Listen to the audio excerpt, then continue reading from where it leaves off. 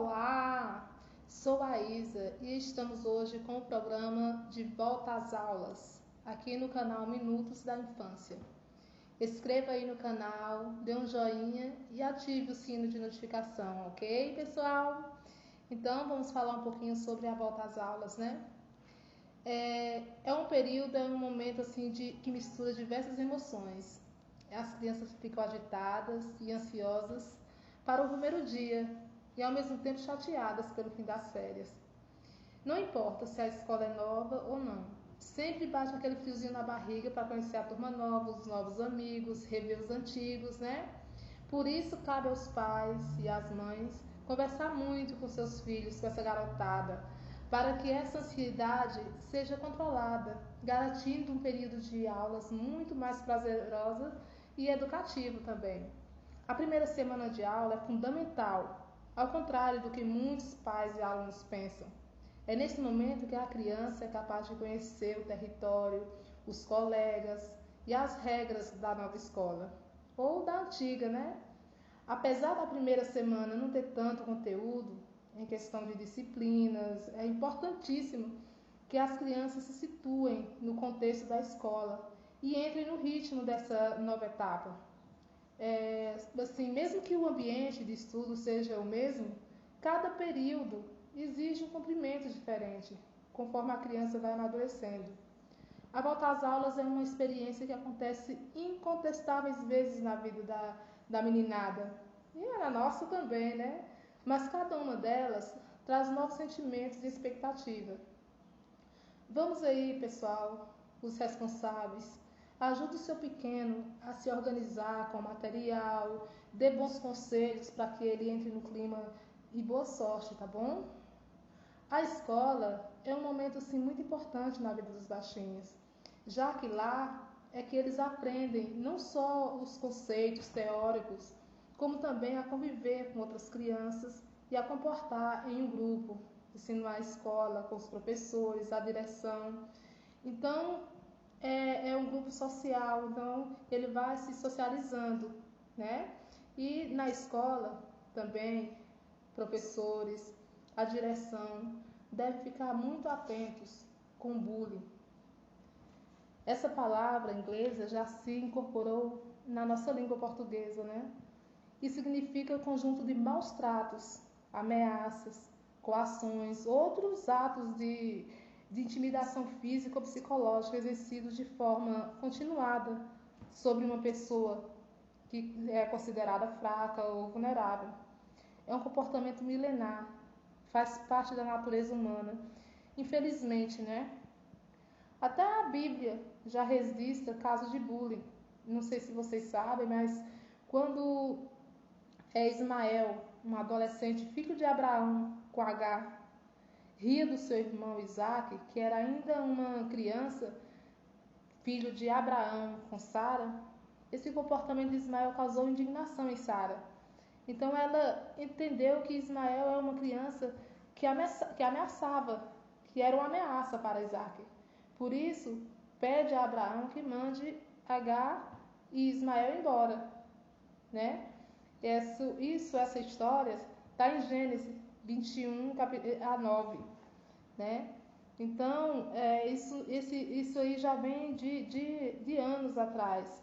Nossas crianças não passaram a sofrer essas ameaças de receber apelidos ou provocações só a partir da década de 70, quando pela primeira vez se falou sobre esse assunto de intimidação ocorrida nas escolas. E na sociedade também acontece isso. Então, isso vem de anos atrás. Com efeito, o ambiente mais propício para a ocorrência do bullying, com suas consequências que não são poucas, é na escola, onde meninos e meninas sofrem diversos tipos de perseguições, em um momento da vida em que estão formando a visão de si, a autoconfiança, a visão do mundo, a sua volta e principalmente na idade escolar. Essas piadas, insultos, apelidos e diversas outras formas de atingir a moral podem acarretar consequências por toda a vida, visto que a opinião que se faz de si não está ainda completamente formada.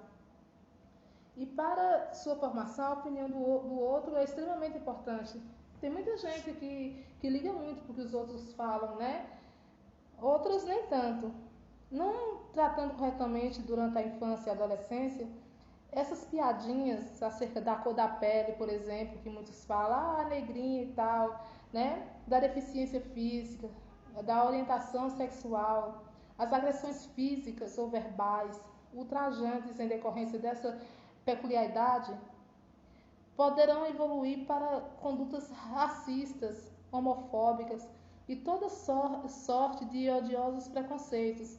É importante saber que tanto o agressor quanto o agredido precisa de ajuda. O agressor, por não se relacionar de forma saudável, lança mão de armas como a intimidação, essas brigas, essas falas que são maldosas e que o outro sente muito.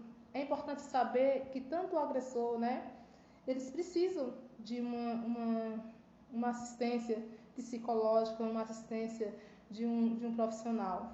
Essa criança ou adolescente, se não for bem orientado, provavelmente será um adulto que vai continuar impondo à força o poder no ambiente que vive.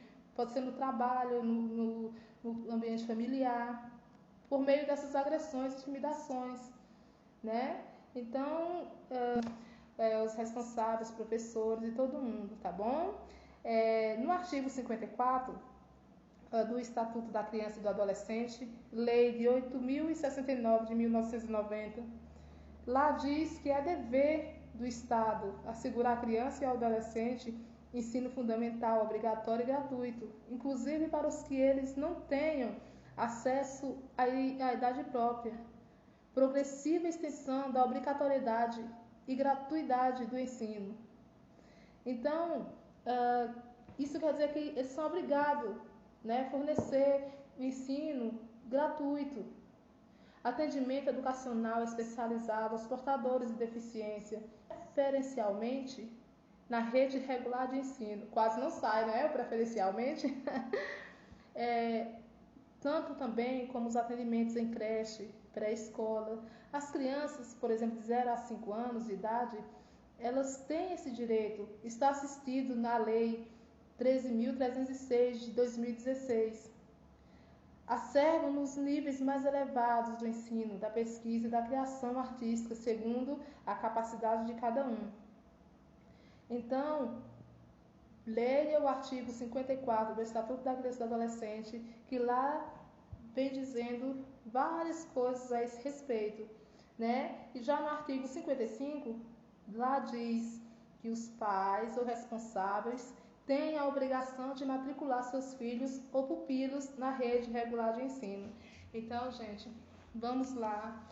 Não deixe seus filhos em casa, não deixe seus filhos sem frequentar a escola, isso é muito importante. Então, nós queremos alertar vocês, né?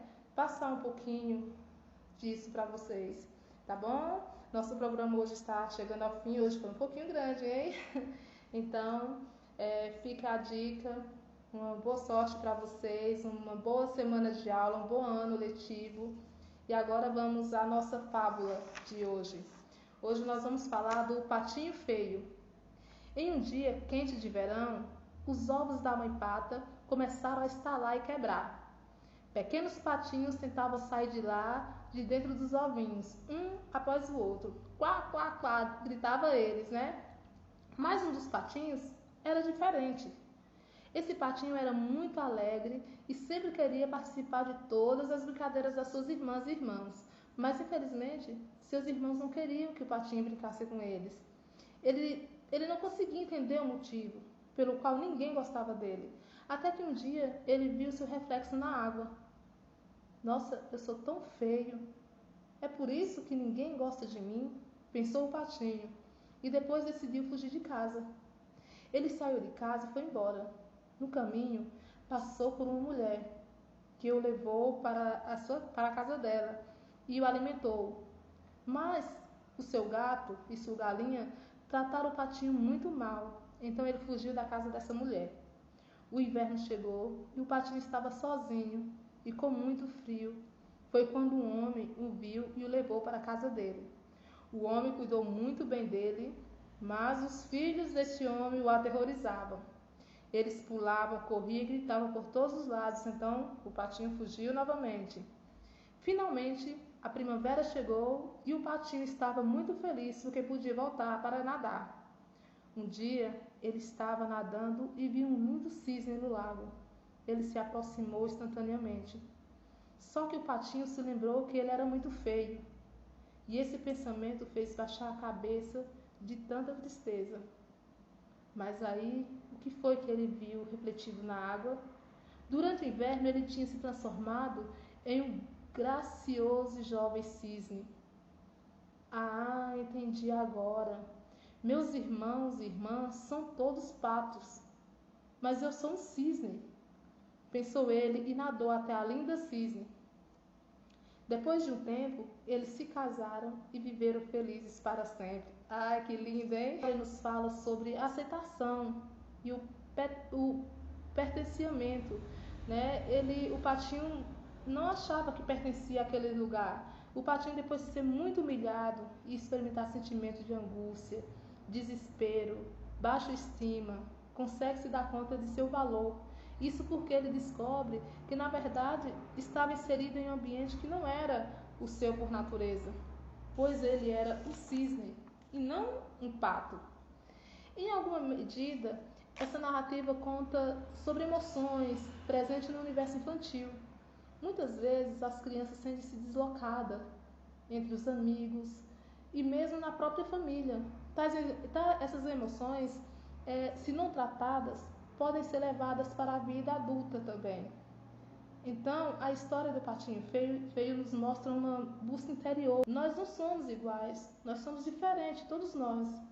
Eu li essa história para, se você vê, se seu filho está sofrendo bullying ou rejeição na escola ou na rua, essa é uma boa oportunidade, para vocês conversarem sobre o assunto. O Patinho Feio traz esta oportunidade de falar sobre valores relacionados à aparência, diversidade, bullying, rejeição, e todos nós pertencemos a algum lugar, tá bom? Então, até o próximo programa. Fica com Deus. Beijo. Tchau.